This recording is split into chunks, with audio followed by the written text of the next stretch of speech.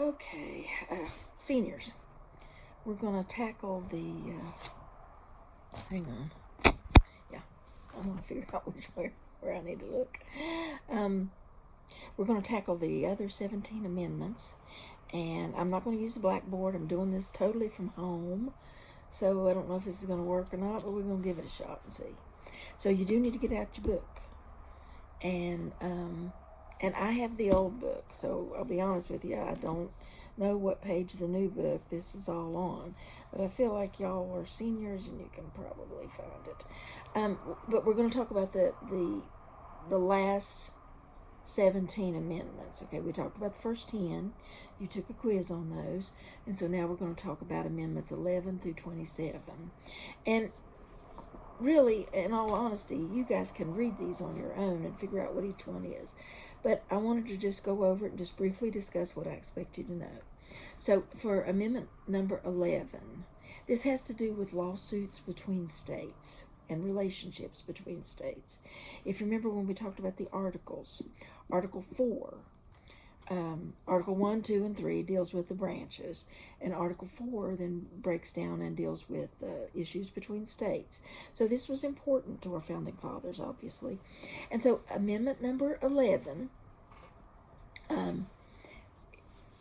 in your book, it points out, it says that states that a citizen of a state or of a foreign country may not sue another state in a federal court without that state's consent. Suits must be in the state's own court. So some of that kind of, I think, is what may be going on right now with President Trump's contest with the election and with what's going on there. We may see some talk of amendment number 11 as a result of some of the things that are going on. But anyway, mostly the thing I want you to remember is amendment number 11 is like article number 4. It deals with relationships between states, and especially lawsuits in regarding to states. Okay, amendment number 12 is a separate ballot for president and vice president, and simply what that means, I mentioned this, I think, in the discussion on Monday, that originally, I didn't mention it in your class, forget that. But anyway, originally, before they had this amendment, originally the top two people that were running for president would be president and vice president. So, for instance, it was George Washington versus John Adams originally, and George Washington came in first and John Adams came in second, and so George Washington was president and John Adams was vice president. So it would be like today when President Trump won in 2016 and Hillary Clinton lost, but she would have been vice president and he would have been president, and that would have been a very interesting 4 years. Okay, but anyway, so that's amendment number 12. It just says that can't happen anymore, that there's going to be separate ballots for president and vice president. Okay, amendment 13. Now, amendment 13, 14, and 15 really go together.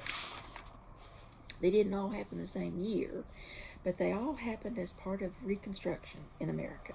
Remember, the Reconstruction period followed the Civil War. So after the Civil War was over and everything had to be built back up, all the buildings had to be rebuilt, the governments had to be reestablished, especially in the South. There was so much that had to be reconstructed, put back together, that time period is known as the period of Reconstruction. Well, amendments 13, 14, and 15 were all added to the Constitution during that period. And they have to do with slaves or former slaves. Because remember, once slavery's over, after the Emancipation Proclamation, technically, after January 1st of 1863, we no longer technically had slavery. But Amendment 13, that abolished slavery. That makes it unconstitutional. I mean, you can read through it if you want to, but basically it just abolishes slavery. It made it to where slavery in the United States is unconstitutional. Cannot do it.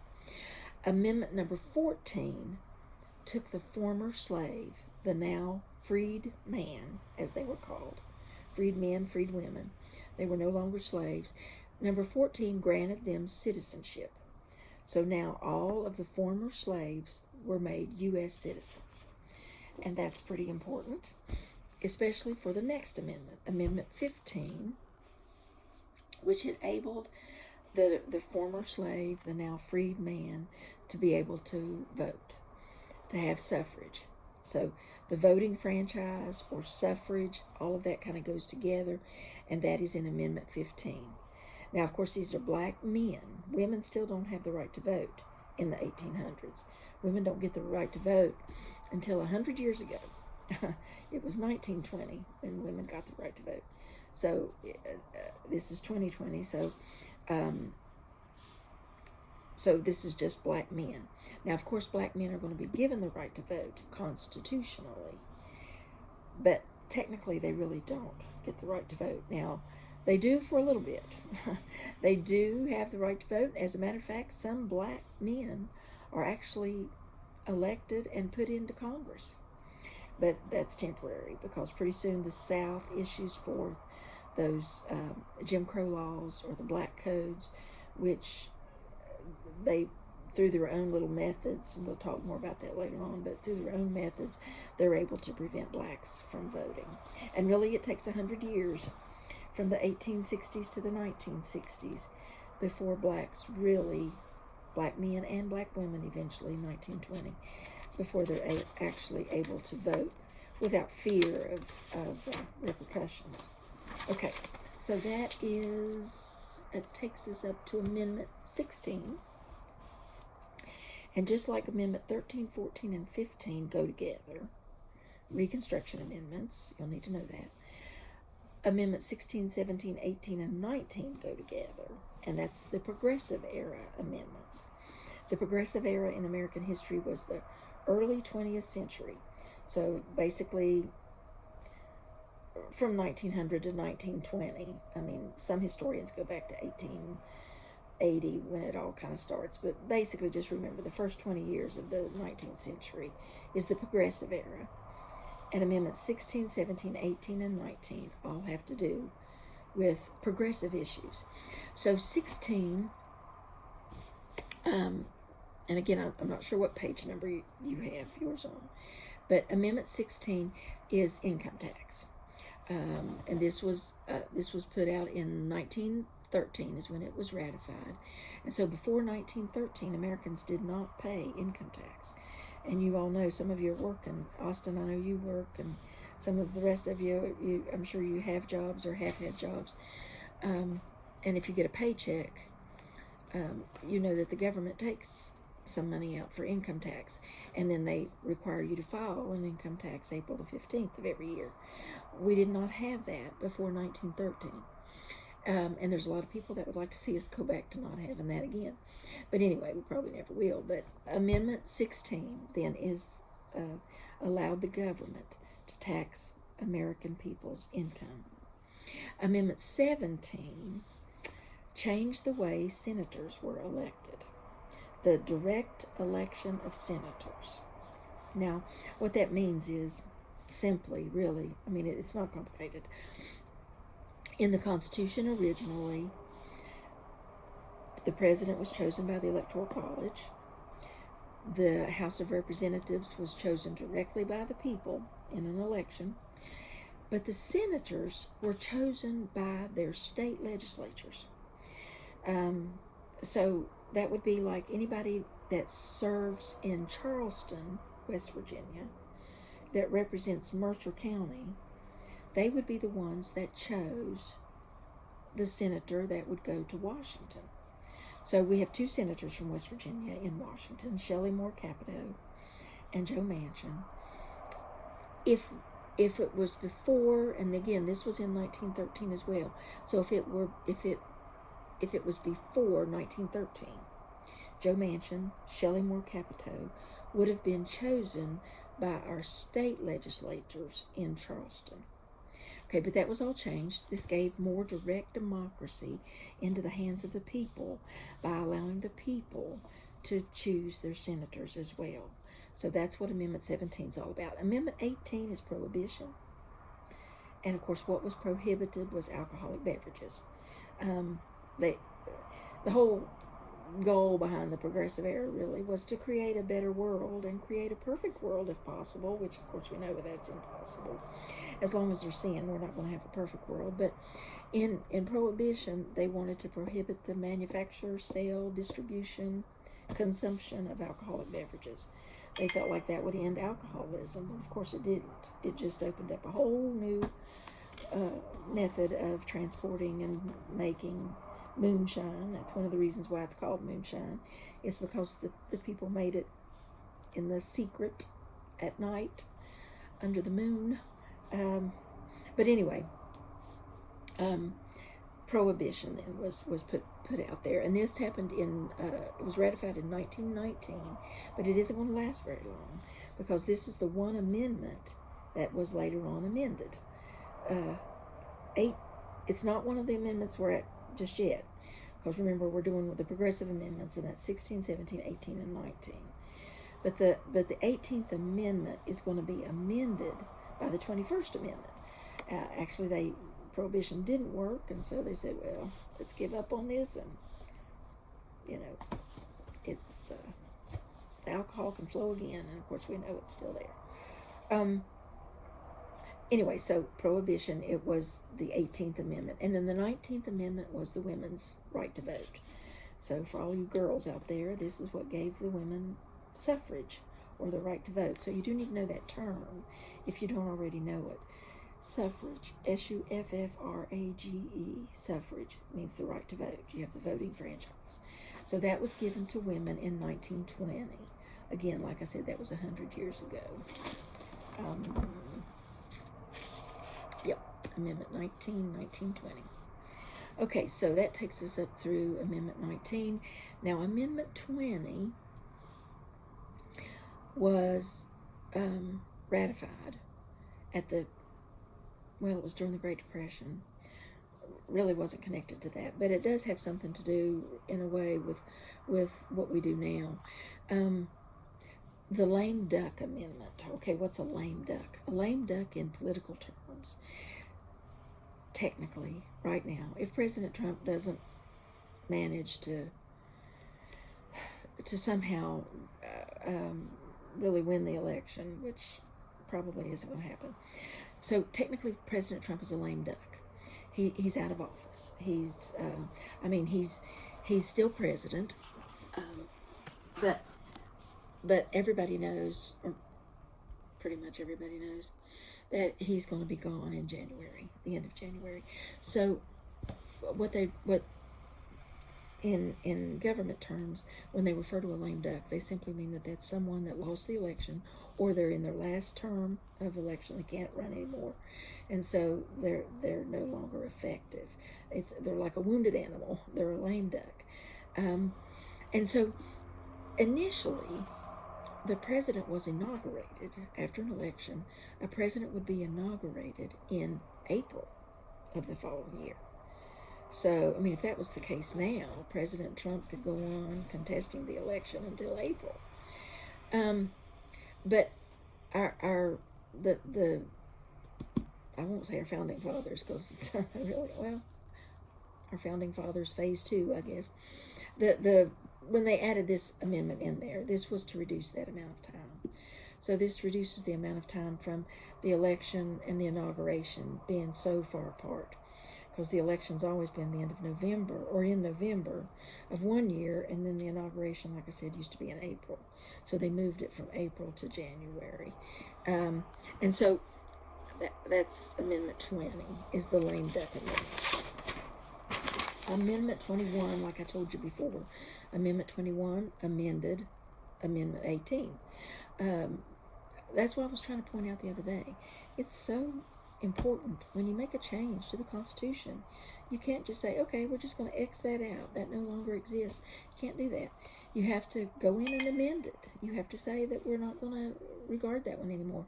So Amendment 21 is the repeal of Prohibition, and that was also in 1933. So that was also during the Great Depression. Amendment 22, this one's easy to remember. 22 limits the presidential terms to 2. Okay, so Amendment 22,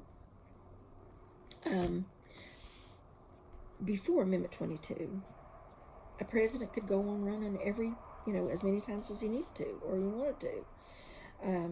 Most presidents did not do that because George Washington established the precedent of only serving for 2 terms. Remember, he could have easily won a 3rd term, but he stepped down, and of his own free will, voluntarily, he stepped down, and as a result of that, presidents followed him. They followed his example, and so they would serve 2 terms and quit until FDR. And FDR, of course, this is ratified in 1951. It says, but it was proposed. They started talking about it right after FDR died. 2 years after he died. But anyway,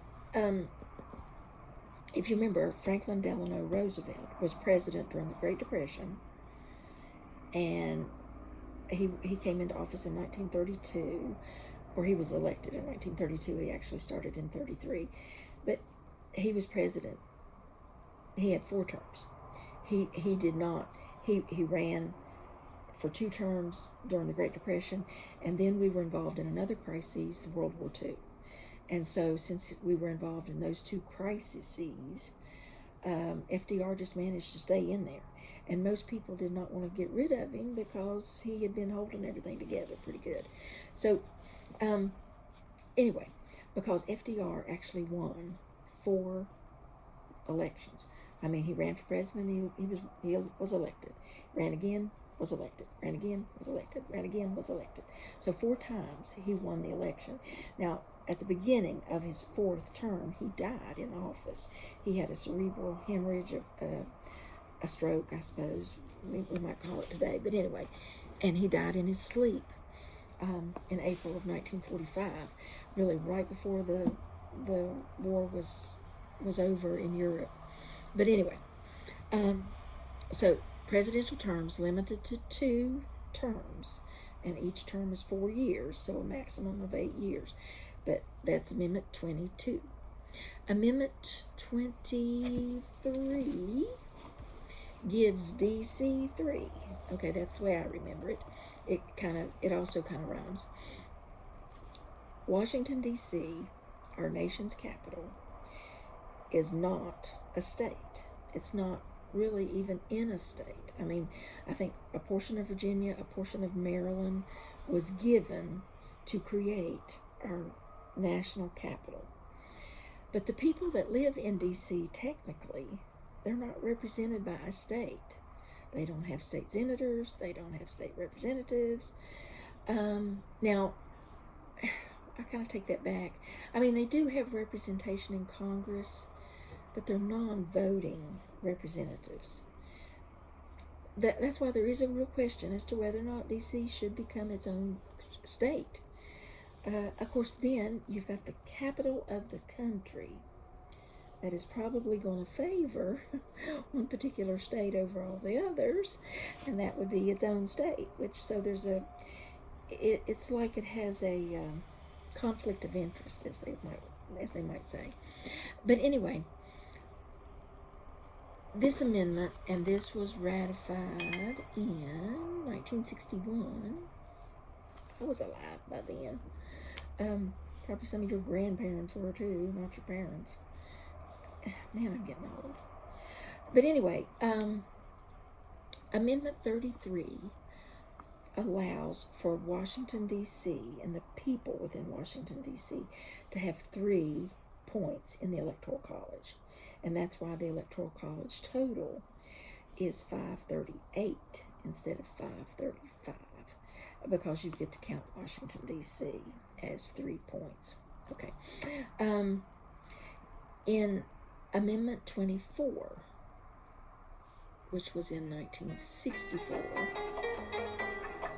talking to you, I know who you are. When I mentioned Amendment 15, if you remember, and of course if you were here, well, you wouldn't be here because I'm at my house. I'm at my dad's house, not at my house. but if we were together, I would ask you to remember what amendment gave blacks or the former slave or the freed men, however, I guess today with African Americans, which amendment gave them the right to vote? Well, that, of course, was amendment number, can I hear you saying 15? Yes, you're right, 15. Okay, well, the South put into play some ways in which they were able to manipulate that. And so they issued forth several different ways in which they still could prevent blacks from voting. One of them was called the Grandfather Clause, which they made a rule in most of the southern states, the old Confederacy, made a rule that said, sure, you can vote if your grandfather voted before 1860. Well, if you remember your history, the Civil War started in 1861. So all of them, for the most part, were slaves in 1860, and definitely their grandfathers have been. So most of their grandfathers, of course, didn't vote before 1860, so that kind of eliminated a bunch of people in the South. They also put forth what was known as the literacy test, where they said you have to be literate. And of course, they had made it illegal to teach blacks to read in the South. So they're thinking, okay, if they got to take a literacy test, it's illegal for them to be able to read, so therefore they're not going to be able to pass the test. But it wasn't an easy literacy test. It was a very difficult literacy test. I mean, they would have had to have read parts of the state constitution, like Alabama's state constitution or Mississippi's state constitution, and then they would take a test on it. Well, some of us would have trouble with that because these would have been very difficult questions.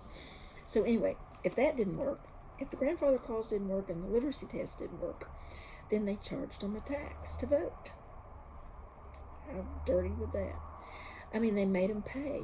Well, obviously, most of the former slaves, they don't have any money. So obviously they're not going to be able to vote.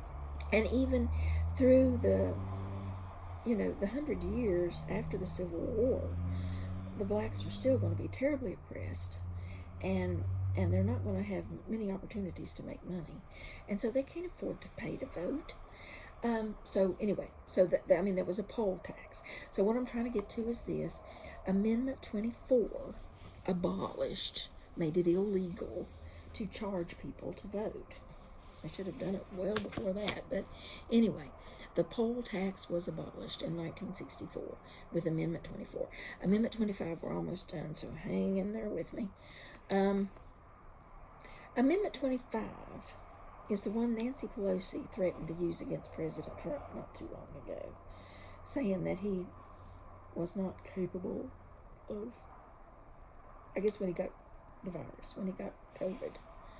And then afterwards, she was kind of accusing him of not being able to be president, and she was going to have him removed. Okay, well, anyway, never mind.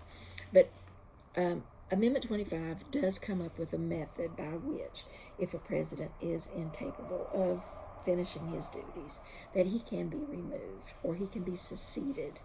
And this kind of also lines out the way in which a president's secession would go.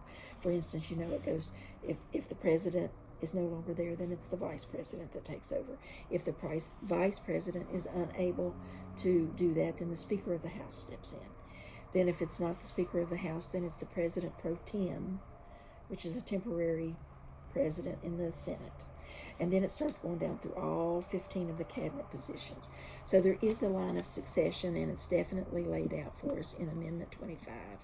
And it also says that if the president would die, resign, be dismissed, or become incapacitated. So all of these things were on people's minds as a result of John F. Kennedy's assassination. So this was ratified in 1967.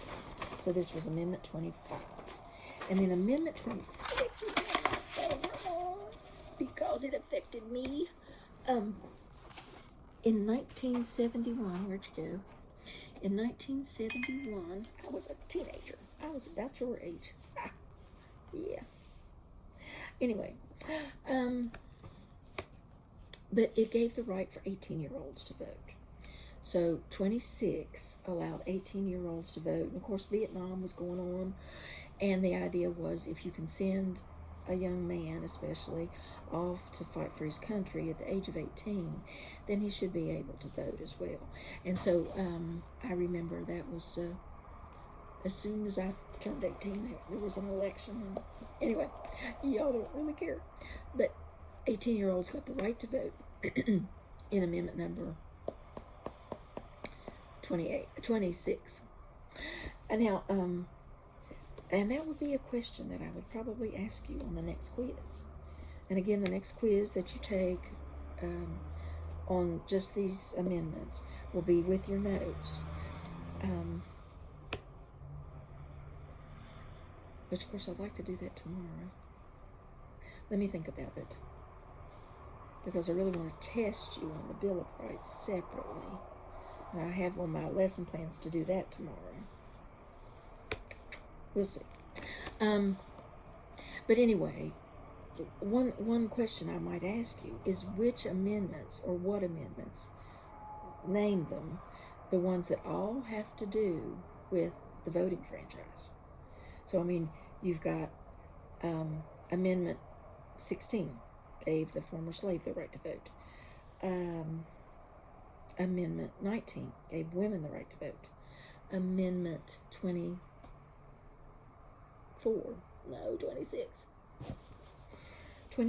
Gave 18-year-olds the right to vote. So, I mean, you just should be able to kind of lump those together and know what they are. So you're going to have to study a little bit, because by Friday, Friday is my plan to do a test on all 27. Okay, a test. So I think we will just, well, I'll let you know. Let's just, I'm going to give you time to study. I think that's what I'll do, is tomorrow will be a study day, and that's on you, okay? I just want you to study the amendments, because technically, okay, I'm making this out on Tuesday, but I really mean this to be for Wednesday. Yeah, so just study all 27 of them. You'll need to know them, because I want you to do a test on these on Friday, which is the whole 27 of them. Anyway, let's get to the last one, the 28th one, because I'm running my mouth, as I always do. The 28th one was in 1992. You all still weren't born. I can't believe how young you guys are. But anyway, this is the one that seems a little fishy, but it's really not. Okay, Congress determines how much they get paid. It'd be like all of us teachers deciding how much you guys. No, that would never work. Okay, so Congress decides how much their salary is per year. And so they passed an amendment, which actually, if you look at it in your book, this was proposed in 1789. So this is way back at the very beginning of the Constitution. But it wasn't ratified until 1992. And they actually kind of slipped that one in on us, I think. Because you didn't hear too much about it, and then all of a sudden, oh, it passed. Woohoo. They can increase their salary. Congressmen, senators can increase their salary, but here's the catch. It can't go into effect until the next session takes hold. So if they increase their salary now, it would not take effect until the new Congress comes in, which it will be doing in January. We just had an election, right? We just had an election with all 435 members of the House of Representatives, and 1/3 of the 100 senators were either re-elected or new people came in or what have you. So it's going to be a new congressional session. Congressional sessions last for 2 years. So it's going to be a new congressional session beginning in January. So if they had passed, and I think they did, so if they had passed a raise in their salary, it won't affect those that are in there now unless they get to stay and they come back in January, which of course most of them do. So that ought to be one of those things, I think, where the people get to vote on their salary, but they don't ask me those kind of things. So study these 17. You did the 10. You were to take a quiz on those yesterday, which is really today. I know this is confusing. I'm making this video on Tuesday. I'm going to have it on there for Wednesday. You have to watch it on Wednesday. So I'm trying to. Never mind. It's too confusing. Goodbye.